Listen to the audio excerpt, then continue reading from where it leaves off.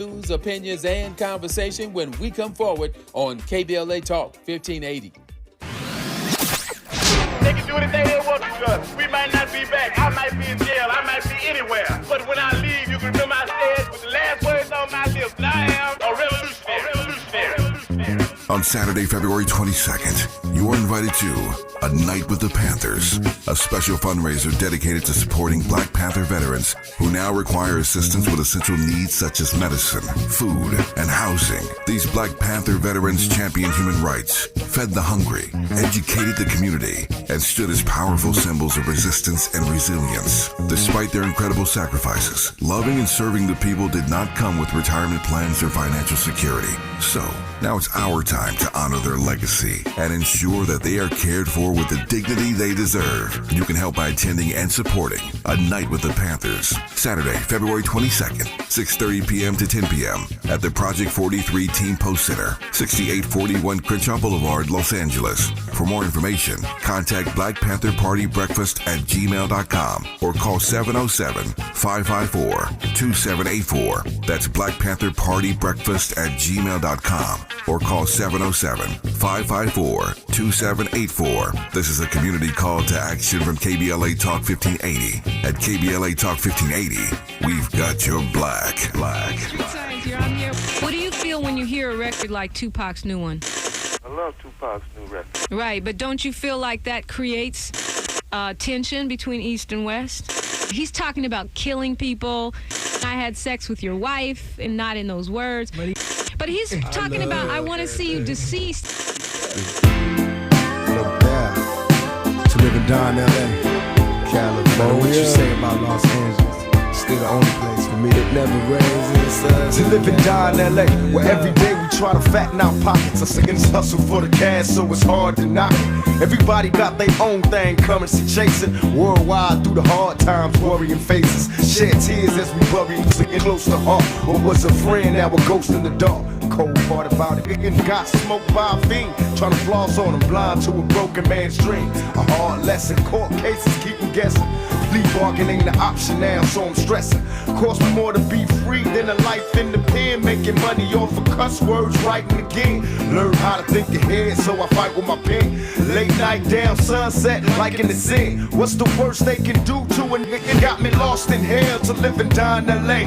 On bail, my angels sing.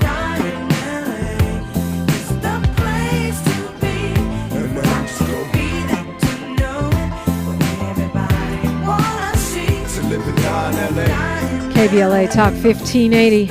Rest in peace, Pac. Really pleased to welcome in. He's been working so hard with the blazes and everything going on. He's the president and CEO of the Amity Foundation. That means he leads all the different parts of that organization, and they are many. Dozens of contracts for the Amity Foundation in California and Arizona, including 4 residential campuses, which serve over 500 people with histories of criminal system involvement, addiction, and houselessness. He's working on 300 units of permanent housing and 200 more beds for residential services, and a lot more, which we're going to talk about right now. Doug Bond, welcome back. Hi, Dominique. Thanks for having me. Yeah, thanks for coming in. I know you are up to your elbows and probably deeper than that in the recovery from these fires still. And it's, when you hear Amity Foundation and services for people who have been justice involved, we don't necessarily think about emergency response. But that is part of what you do. That's correct. That is, we provide a lot of the supportive services for incarcerated individuals that are in the fire camps and coming home from the fire camps. Yeah. And I think the people in those fire camps, the prisoners who are firefighters, really caught the imagination of the public during these massive emergencies that we've been experiencing, that we're still experiencing. But most people don't really understand how it works. Can you kind of break that down? What do you mean when you say giving supportive services to people in the fire camps? And how does that system actually work?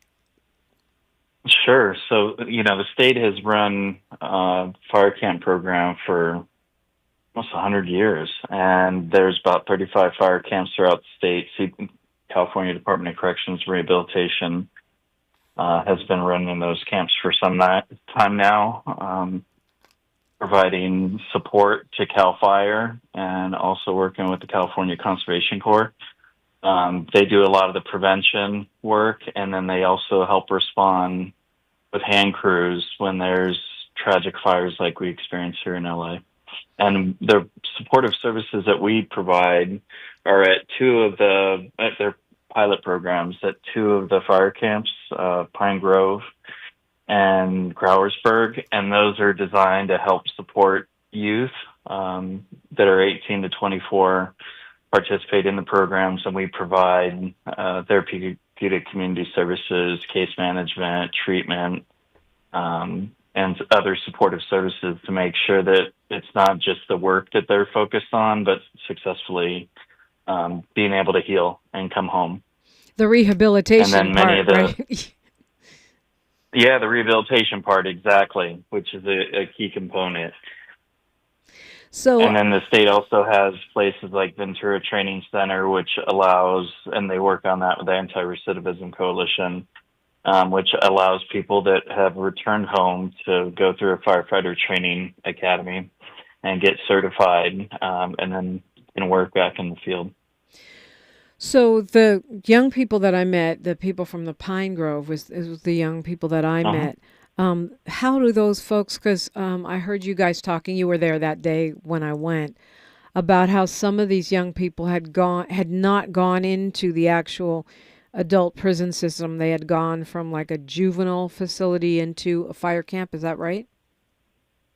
Yes. So they have been placed there by a county probation department and are over 18, have been sentenced locally, and rather than being in a probation camp, they would go to Pine Grove and receive the training and services at that facility. It's a very unique project, and I think a really incredible opportunity for youth to be able to volunteer and participate in. Yeah, we have it seems like such a stubborn and sort of overwhelming problem with what the county does with youth offenders. I mean, I could say what the state does too, really, because it's been mostly transferred to the counties, right? Where we don't have, it seems like we don't actually have a functional way of dealing with youth offenders. Yeah, it takes a lot of investment, and a lot of time and energy. And, I think these are the kind of strategies and services that are really meaningful for youth that are coming back home. It really takes intensive services and an investment from the community to really provide mentorship, treatment, healing. A lot of these youth have been traumatized themselves and have been victims themselves. And so it's not only them being held accountable for their actions, but also how do they heal from what's happened to them as well. So if I'm a young person in a program like Pine Grove, which is a fire camp, what you guys call them, what kinds of services are we talking about? Obviously, I talked to those young guys, and they were explaining to me the training, running up hills with heavy backpacks and all of this physical training. But what are the kinds of supportive, rehabilitative services that you would provide, that an Amity would provide in that setting? So we would provide them group therapy and curriculums that are designed to address emotional literacy, moral development, family dynamics, any challenges with substance use disorder treatment, and really one-on-one therapy is needed as well, and GED if needed, if they haven't completed that. And then they also get attached to a credible messenger. That's a project that we work on in partnership with Anti-Recidivism Coalition, and they have credible messengers, individuals that have lived experience that serve as role models and mentors to them, to really be there for them when they're going through struggles. Both Amity and ARC really deeply believe in having a lived, learned workforce and having individuals that have they themselves overcome the same challenges working with young individuals that are either still incarcerated or coming home. And so there's an array of services that you get in addition to the physical training. And I'll say that, I've seen over the years the youth and adults that come home from the fire camps really have an incredible work ethic. It's making sure that all the emotional work is done as well. I would say you put yourself in that category, Doug Bond, of credible messenger. It sure seems like you are. Yeah, absolutely. I came to Amity when I was in my 20s, and, it's near and dear to my heart. It changed my life, frankly, and I had some people that really took time to mentor me and take me through a process of self-actualization and transformation. And so I really do.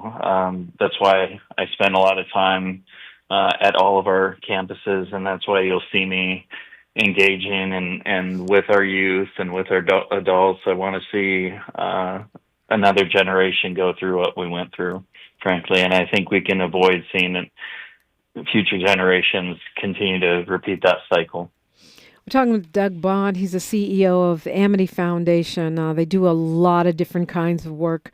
One of the things on the website is talking about the genesis of the organization. He says they began the process of extending services to those who are marginalized or considered no good, people who had been ejected from other agencies. And want to talk a little bit about what that looks like when we come forward. I feel like we're at a point in time, really not just locally, but across the country, where folks are having the attitude like you can throw people away, and people and agencies that are willing to step up for those that others find useless are more important than ever, I'd say. Continuing the conversation exclusively on KBLA Talk 1580. Say the quiet part out loud. KBLA Talk 1580. I have a dream today. From slavery and segregation to the Great Migration to our present day rising, the Black experience in America is a story of resilience, achievement, and unstoppable spirit. This February, we're curating amazing conversations celebrating the heroes, the pioneers, and the everyday people who made history. Black History Month on KBLA Talk 1580. Together, we carry the torch forward.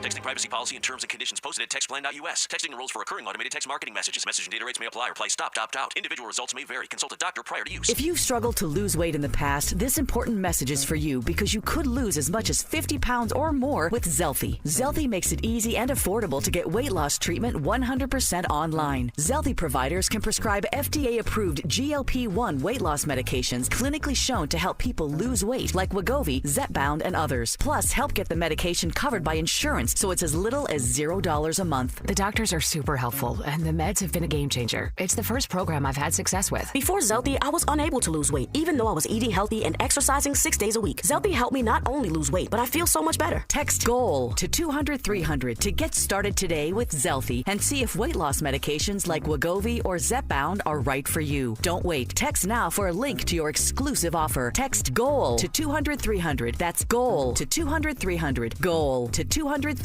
What you want to do, huh? KBLA Talk 1580 is thrilled to share that we have been named as a semi-finalist for the coveted American Climate Leadership Awards, honoring our climate work last year. We're also delighted to announce year 2 of our Climate Justice Crusade. This year's $2 million 12-month campaign will link and combat the relationship between climate change and poor health outcomes for African Americans and the poor. Climate inequities have taken a toll with multiple health triggers in the Black community, such as extreme heat and poor air quality, made worse by the recent wildfires. Our work to ensure climate justice and climate equity continues. In the coming weeks and months, you'll be hearing a lot more about our 2025 climate campaign. To learn more about our plans for this year and the companies and organizations supporting us, log on to our website at kbla1580.com. Caring about the climate, caring about the community, changing the conversation. At KBLA Talk 1580, we've got your black.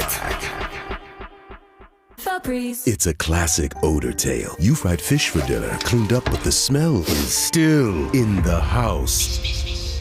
And the neighbors are coming over for game night. They're on their way. And then you spray Febreze Air Mist. Febreze Air starts working instantly to fight even your toughest odors, so you go from fish to fresh like that. Now all you have to worry about is Pam cheating at charades. Breathe happy, Febreze, la la la la. Thanks for waking up with Dominique DiPrima on KBLA Talk 1580. Talking with Doug Bond. He's the CEO of Amity Foundation. They run a number of programs. And we were speaking on the fire camps because I was blessed to visit one where Doug, where you were. And also just the amount of stuff on social media makes me feel like people are starting to see a little bit about the role of these incarcerated firefighters and how it interacts with other agencies and how important it is for our state. So I was talking about throwaway people. I read an article this morning in the LA Times about an unhoused woman who was, found beaten at the beach. And it made me worry because I think about how as we get more and more folks who, are struggling, as you said, their own trauma and abuse, and maybe ending up on the streets or incarcerated, how we as a society can become less and less empathetic and kind of normalize this idea that there are disposable humans. I wanted you to talk about, how that plays into the mission of your organization. Yeah, so that's a good question. I think Amity always at its roots has been really focused on individuals that have been marginalized and disenfranchised. I've had 4 generations now in my family. It's been impacted by addiction or incarceration. Both mother and father that had struggled significantly with their own incarceration addiction. And went through a lot of trauma. And, the founders of the organization and the heart of the organization are an incredible group of women that have really been voices for helping to heal individuals like myself and many others, and looking at who's voiceless in the community. Is it the youth or children that are often voiceless in this whole process?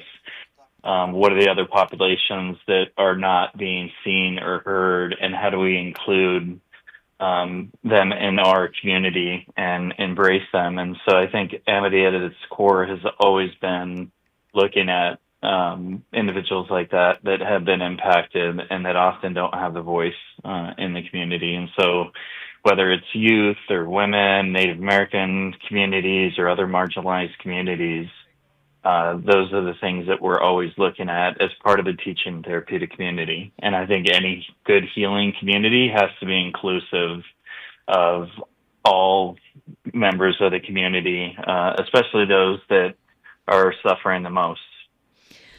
When we look at the folks that are, in these fire camps that you've described, can you talk about how you perceive their progress in terms of rehabilitation or their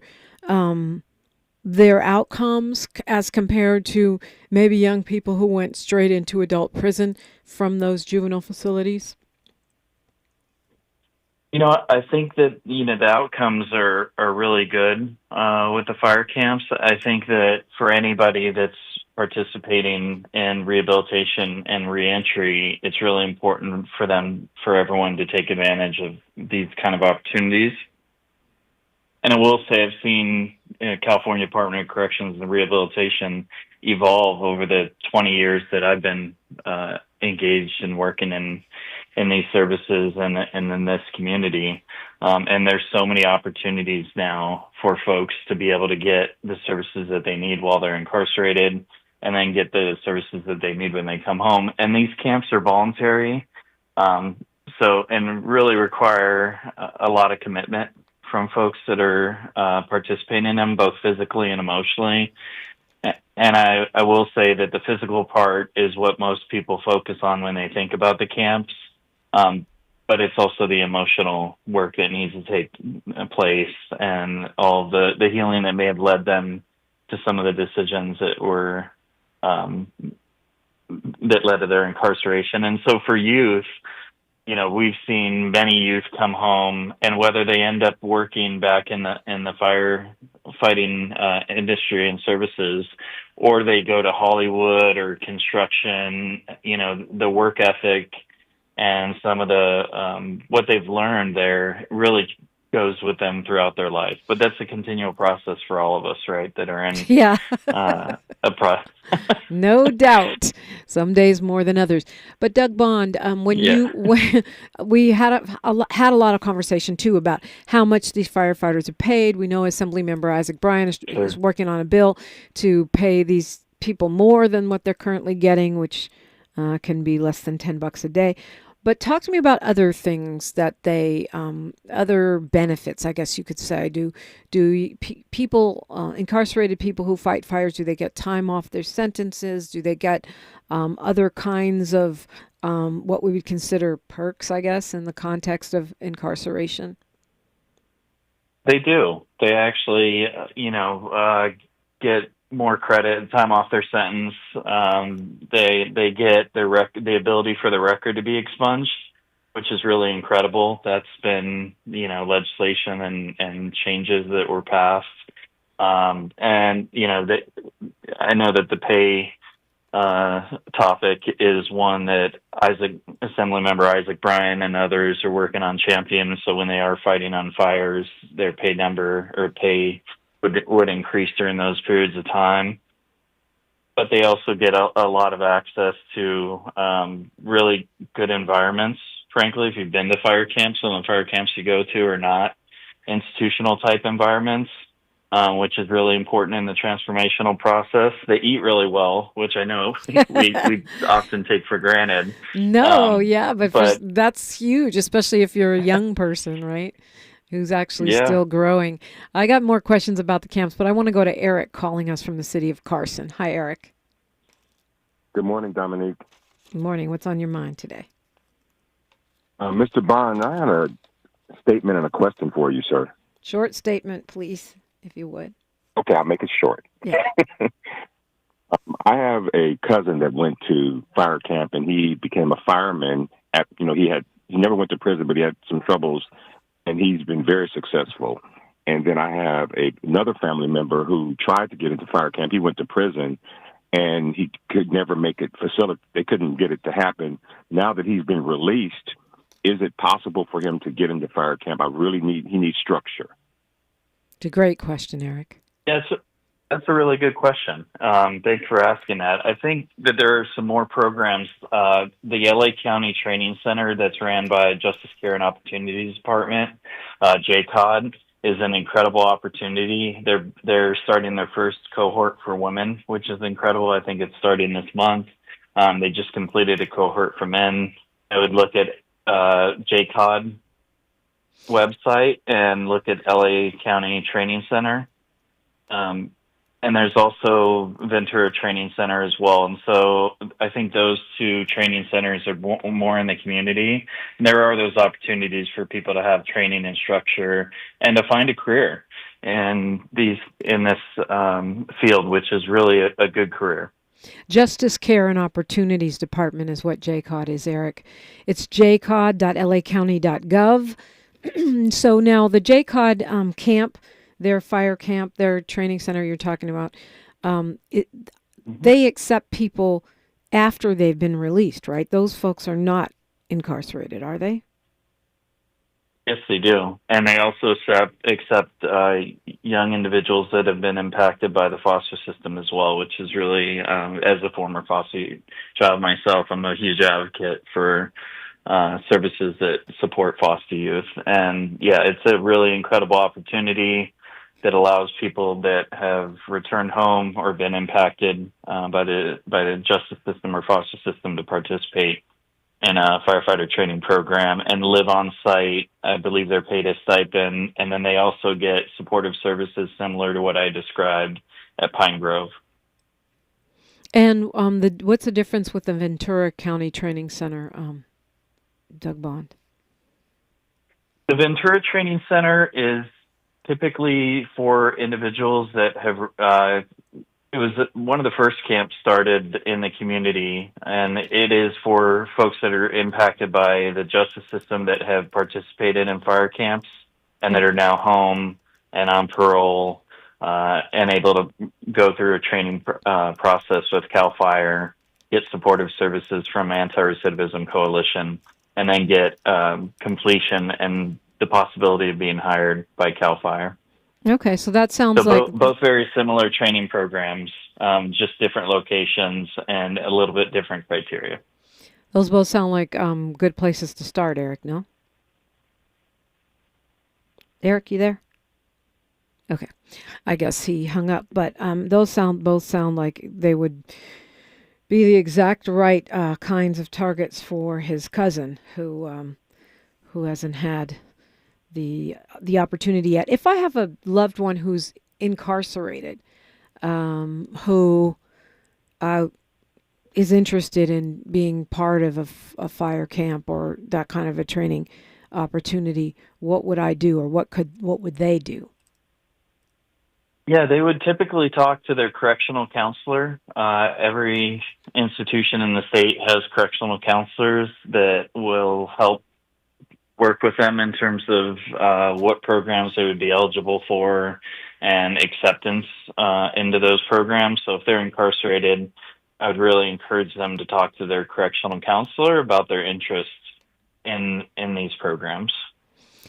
Yeah, and so I think when you talk about JCOD, I know they have an application process too for people who are who have finished their incarceration, and also, as you say, if they've been involved with the foster care system, they have an application that you fill out, and they have a vetting process to bring people in to those programs. But from what I understand, even if they don't get in right away, they may be referred to other kinds of services to get them to the place, whether it's addiction recovery, whatever work they need to do to be ready to go into one of those fire camps. So definitely JCOD would be a great place to start. We're talking with Doug Bond. He's the CEO of Amity Foundation. We'll continue the conversation when we come forward on KBLA Talk 1580. She's reclaiming her time on KBLA Talk 1580. More First Things First with Dominique DiPrima when we come forward. I'm Bree Wood with 4 Things You Should Know with BIN News. President Trump says if every hostage is not released by Hamas in Gaza, all hell will break out, and he'll call for the end of the ceasefire between Israel and the Palestinian militant group. A collapsed landing gear caused a deadly plane crash near Phoenix involving a jet owned by Vince Neil. 1 person died and 3 were hospitalized, including Neil's girlfriend, who has broken ribs. Neil was not on the plane. Federal workers and education advocates are protesting the Trump administration. Hundreds gathered at the CFPB, claiming the shutdown is to restrict federal oversight. More protests are planned against Education Secretary nominee Linda McMahon. And Lyft plans to launch an autonomous vehicle fleet next year, powered by Intel, backed by Mobileye, starting in Dallas. Uber and Waymo also announced robotaxi services in Austin and Atlanta for this year. I'm Bree Wood on the Black Information Network, your home for Black News First. The Crohn's and Colitis Foundation has been at the forefront of inflammatory bowel disease research and care for over 50 years. Learn more about research, education, and support at Crohn'sColitisFoundation.org. Is this the time? This is the KBLA Sports Minute with Ray Richardson. The Luka Doncic era with the Lakers is off to an impressive start. In the debut game for Doncic in a Lakers uniform, the Lakers dominated Utah Monday night at Crypto.com 132-113. It was the first game for Doncic since Christmas Day. He had been sidelined with a strained calf muscle. Doncic was in the starting lineup. In 24 minutes, he contributed 14 points and 4 assists. When Doncic gets in shape and loses a few pounds, Lakers Nation will see his true value. The Lakers have won 6 straight and 10 of their last 11 games. The Charlotte Hornets have asked the NBA to investigate the Lakers' physical exam of Hornets center Mark Williams. Williams failed the physical after he was acquired by the Lakers in a trade last week. The NBA rescinded the trade on Saturday, sending all players involved in the deal back to their original teams. Stay tuned on this situation. No debates, no speculation, just the info you need. That's your KBLA Sports Minute. I'm Ray Richardson. More news, opinions, and conversation when we come forward on KBLA Talk 1580. This sandwich is not just spicy, it's flavorful. Hi, this is Patayo. And this is Elsa. And a little thing I love about the Chick-fil-A Grilled Spicy Deluxe Sandwich is that spicy kick. Because the spice comes in at just the right moment. Oh, no. A little thing I love is that cilantro lime sauce. It's a fun blend of zesty and bold. That's what really makes me happy. Are you going to eat all your fries? Order a Chick-fil-A Grilled Spicy Deluxe Sandwich and a Diet Dr. Pepper on the Chick-fil-A app for a limited time. Real guests paid for their testimonials. KBLA Talk 1580. We've got a lot to talk about. KBLA Talk 1580 is committed to self-care and community well-being. Walk Good LA was formed in June 2020, inspired by the Black Lives Matter movement and the beginning stages of the COVID-19 pandemic. What began as a few minutes of breath work and yoga meditation before protests against police brutality turned into a safe space for the community to heal in hard times. The immensely positive response from the community transformed the momentum into a movement. Today, Walk Good LA is a Black and Brown-led community wellness organization based in Los Angeles. They provide spaces for healing through community yoga classes, guided meditations, hikes, run clubs, and other activations throughout Los Angeles that attract hundreds of members weekly. With the help of Propel and Michael B. Jordan, they now have a yoga and wellness studio in Los Angeles called the Walk Good Yard. To join their mailing list and connect with healing spaces, please visit walkgoodla.org. That's walkgoodla.org.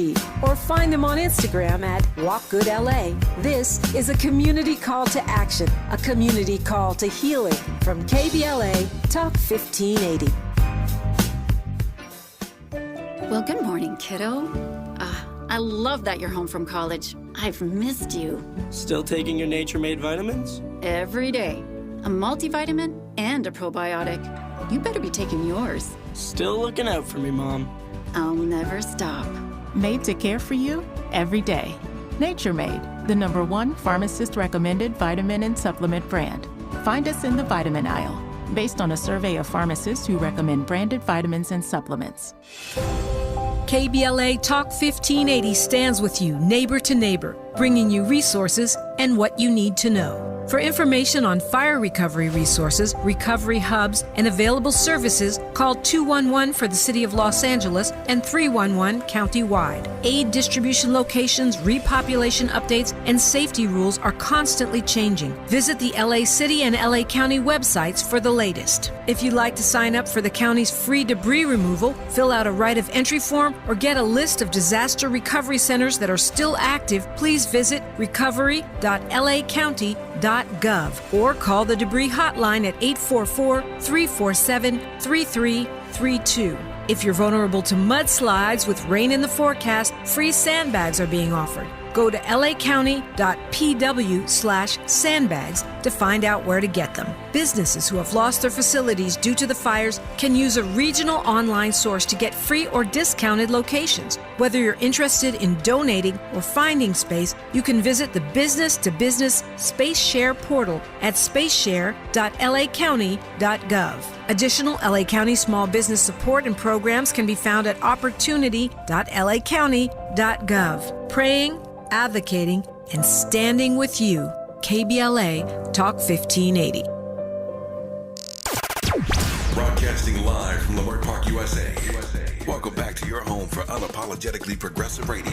KBLA Talk 1580. We're talking with Doug Bond. He is the CEO of the Amity Foundation. They do a lot of different things, including providing, as he pointed out, supportive services for folks in those fire camps, people who are incarcerated and fighting fires at the same time, permanent housing, residential services.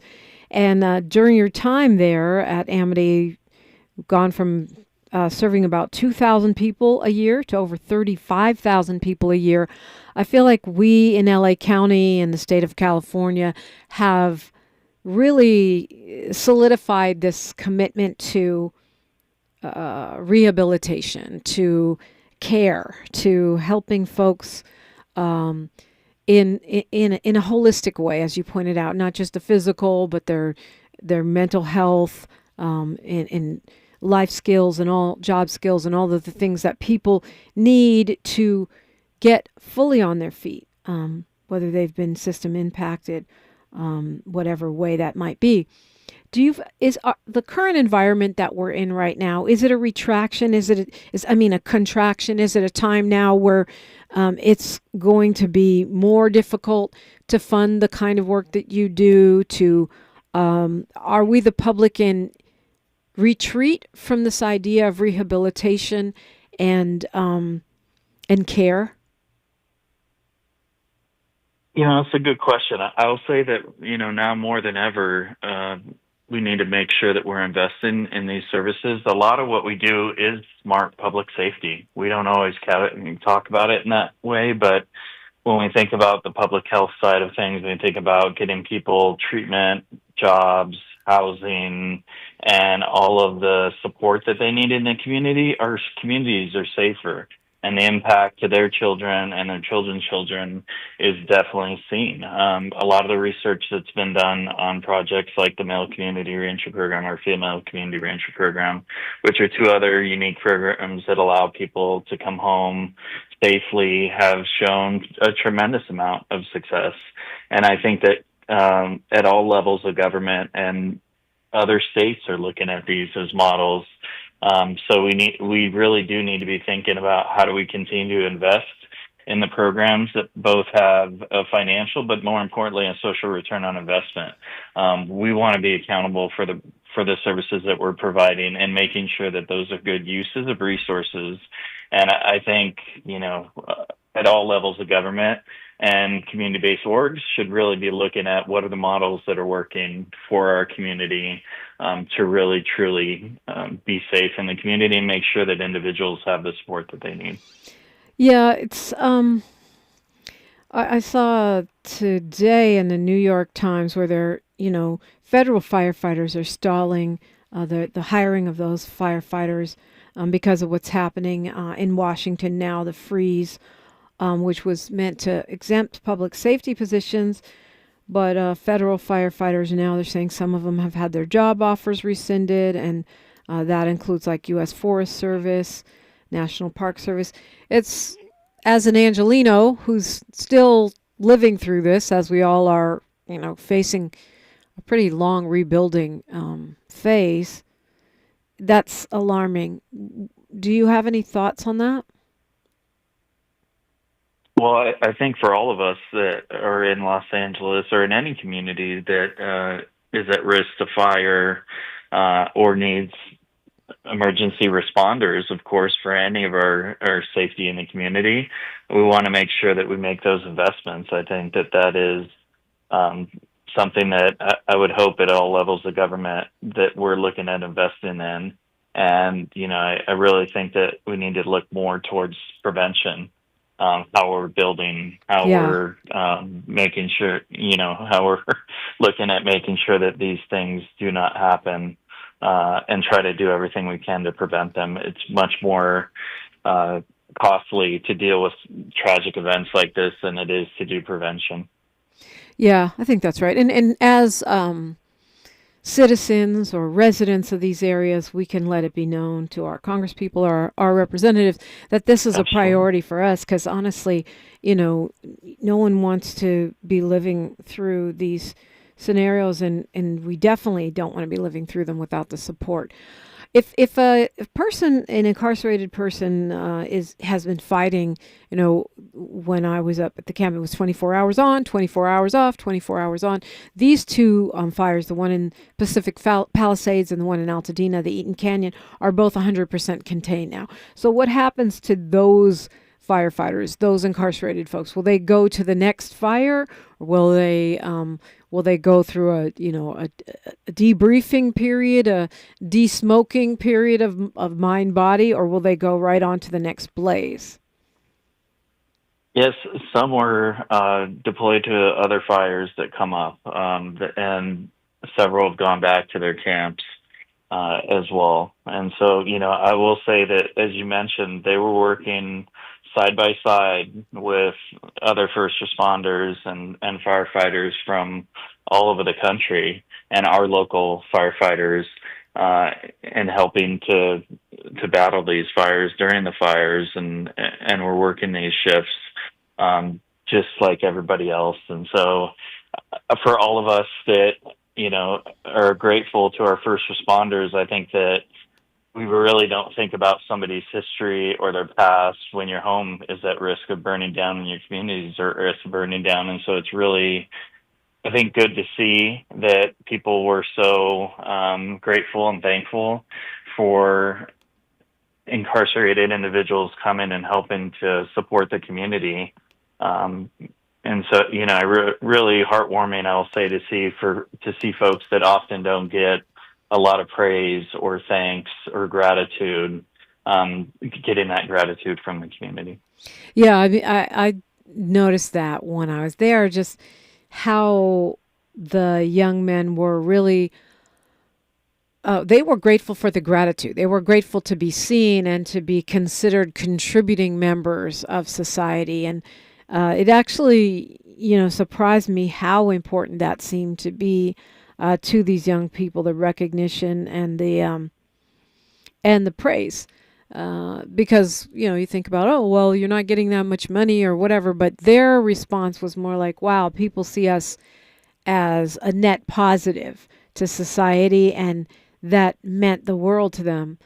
And I think that's why I asked you about outcomes, because the conversations that I was having, a lot of it seemed like they were having all these emotional insights, and maybe it's because they are working with counselors. I don't know, but talking about leaving the camp every day and knowing that there is a possibility that you might die, like fighting a fire.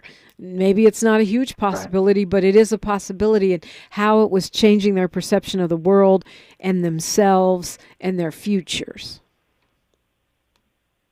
And a lot of people that participate in these camps have received a lot of rehabilitative services prior to coming to the camps. And I think the other really important part is the aftercare for people that are returning back home, is making sure that we're getting people into treatment, getting people into housing, really investing in career paths for them when they come home. And a lot of people, and I'll just speak for myself, when I was, a young person and going through this process, it was really hard to hear affirmation or to really hear anything positive about yourself, because, we've all done things that, really diminish our kind of self-worth, or, and so hearing those kind of mentors or hearing people that actually, are saying good things about you isn't a common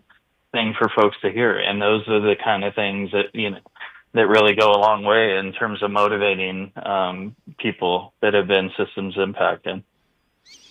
Yeah, we're talking with Doug Bond, CEO of Amity Foundation. Certainly you've helped a lot of folks transitioning out of incarceration, out of camps and such, into their futures.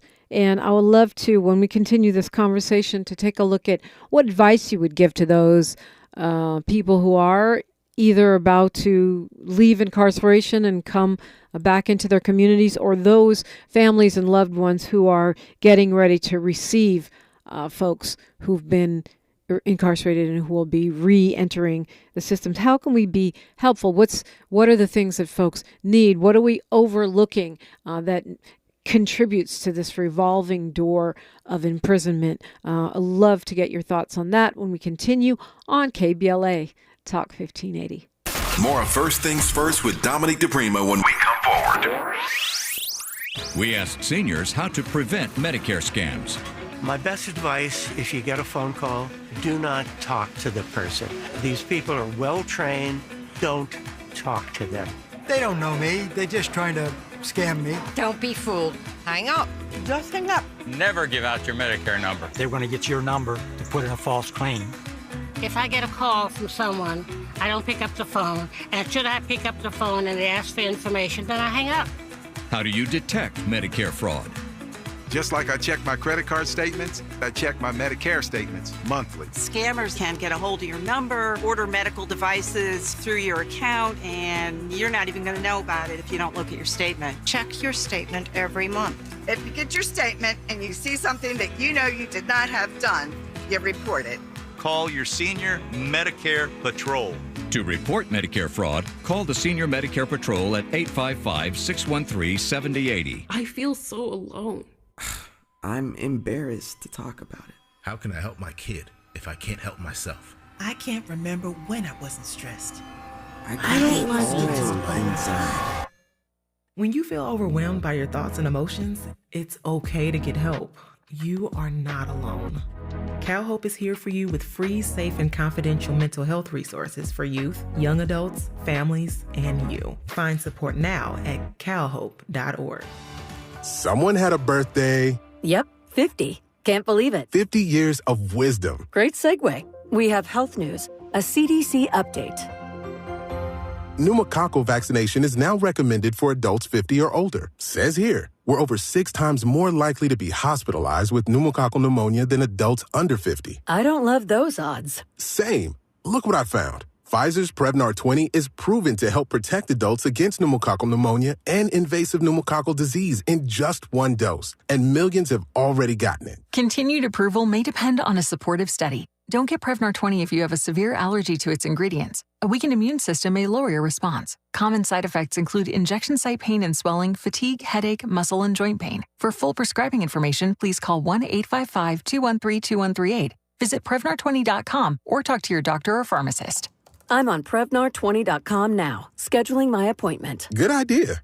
And happy 50th. Texting privacy policy and terms and conditions posted at textplan.us. Texting enrolls for recurring automated text marketing messages. Message and data rates may apply. Reply stop, opt out. Individual results may vary. Consult a doctor prior to use. If you've struggled to lose weight in the past, this important message is for you because you could lose as much as 50 pounds or more with Zelfie. Zelfie makes it easy and affordable to get weight loss treatment 100% online. Zelfie providers can prescribe FDA-approved GLP-1 weight loss medications clinically shown to help people lose weight like Wegovy, Zepbound, and others. Plus, help get the medication covered by insurance, so it's as little as $0 a month. The doctors are super helpful, and the meds have been a game changer. It's the first program I've had success with. Before Zelfie, I was unable to lose weight, even though I was eating healthy and exercising 6 days a week. Zelfie helped me not only lose weight, but I feel so much better. Text GOAL to 200-300 to get started today with Zelfie and see if weight loss medications like Wegovy or Zepbound are right for you. Don't wait. Text now for a link to your exclusive offer. Text GOAL to 200-300. That's GOAL to 200-300. GOAL to 200-300. The conversation continues right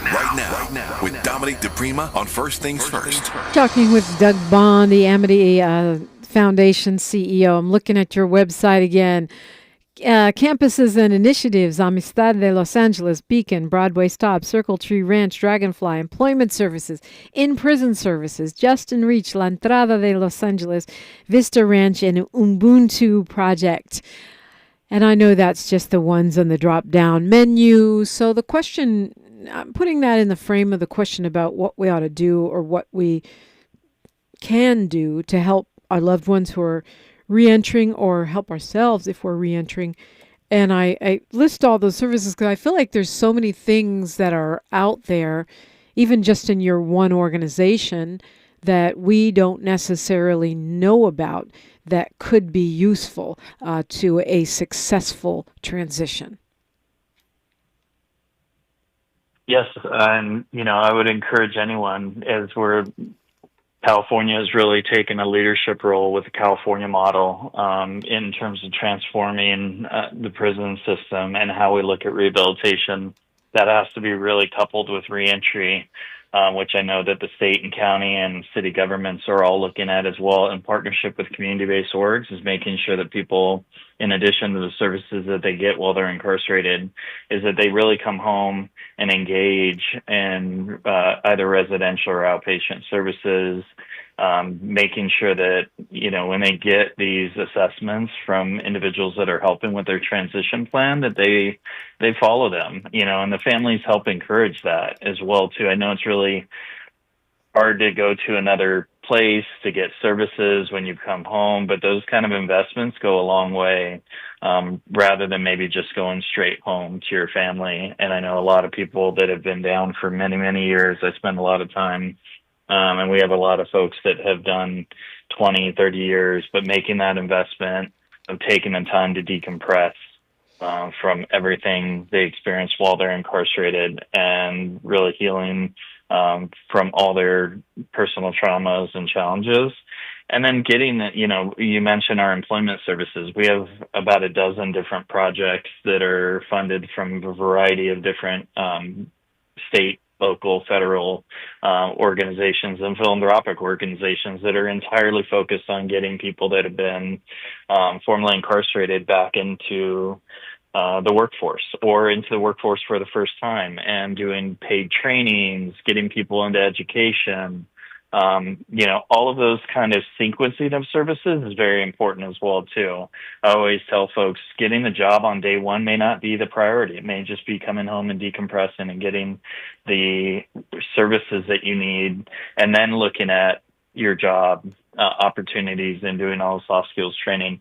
And then I'll say, with all the investment that we make with folks while they're incarcerated with rehabilitation and treatment, and when they return back home, at the end of all that, we really have to get people into permanent and affordable housing. Mm-hmm. And I'll say that is probably one of the most important things after all of these services have taken place. And one of our biggest challenges, frankly, in the community is making sure that we get people that don't have a rental history, that don't have credit or recent credit often, and that don't have a long job history into housing, which is significantly challenging. And there's some really incredible pilot programs and other programs that I think really help to get people into short-term rental assistance. We always think that folks need lifetime subsidized housing, which is not the case for a lot of people that are coming home, because they are getting into good career paths. And just need help to get by for another 6 months or a year, and build their credit, build their savings, and build their rental history as well, too. So I think there's a lot of very innovative ways. And I will say that, Amity Foundation and our organization really believes in collaboration. There's no one organization that's going to do everything for everyone in the community, frankly. I think every organization is amazing, and I'm sure every organization will say the same as well, too. But it is a combination of making sure that we collaborate and coordinate with healthcare and incredible healthcare providers and mental health services, whether it's art classes or music or all the things that all of us as community members get to engage in, making that available for people coming home so they can be really part of the community that they're coming back to. And then I will say that I've seen, and a lot of people come home and really engage in being volunteers back in the community, which speaks volumes to their transformation, and also sends a message back to the community that, we know we made a mistake, but we're here. We want to make the community better. And how do you make both personal amends and amends back to the community that you may have once harmed? Yeah, those are all great points. I want to underline the point that you made that, when we think of a halfway house or a transitional living program, many times folks think of that as further punishment, but really it could be, it sounds like you're framing it and you're explaining it as increasing the chances that your loved one will be able to stay out of prison or jail because they're able to decompress and gain whatever life skills or footing that they need to hit the ground running. I mean, going from an institutional situation, especially over many years, to regular, everyday, fast-paced life is a tall order, right? That's right. I was related to getting on the freeway. We use an on-ramp to get on the freeway. We're essentially that on-ramp to get back on the freeway. We don't get on the freeway at an intersection because everyone's going so fast. It'd be very difficult to get on the freeway at an intersection. So when you think about these services, it really provides you somewhat of an on-ramp to get back into the community and get back up to pace with everything that's going on in a reasonable way. It is a lot for folks that have been incarcerated for months, years, and often large portions of their life to come back to the community in a safe way. It's Amity. And stay out so they don't return. AmityFDN.org, AMITY, and then FDN for foundation, AmityFDN.org. If you want to get more information. As you said, it's no one organization is all things to all people, but we are blessed in California to have lots of folks like yourself that are doing great work, that are making a difference for people in giving them opportunities to reinvent, retool, and heal. Jacqueline Anderson is in the chat. We're almost out of time here, but she's saying, are there camps on the state and federal level? Is it just the county? She's talking. So the states... Yeah. Oh, I'm sorry. No, go ahead. The camps are actually ran by the state. There are several in LA that are ran in LA County that are ran in partnership with LA County Fire and the State Department of Corrections. And then there's an incredible amount of opportunities, I think, in local communities, LA being one that provides those supports as well. But typically, they are state-run. Doug Bond, CEO of Amity Foundation, we got just a few seconds here. What would you like to leave us with? You know, I think just continuing to make sure that you invest in communities, and that could just be by being kind to someone that has been impacted by homelessness or addiction or incarceration. It doesn't take much for all of us to really have empathy, I think, for folks. And I think the more that we as a community have empathy, the better off that we'll be. Doug Bond, thanks so much for spending the hour with us. Thank you, Dominique. Tavis Smiley is up next. He's got an incredible lineup, as he always does. You can go to KBLA 1580 on our Instagram, Facebook, Twitter, all of the things to find out more. And you can follow me at DiPrima Radio, DiPrima, and then radio.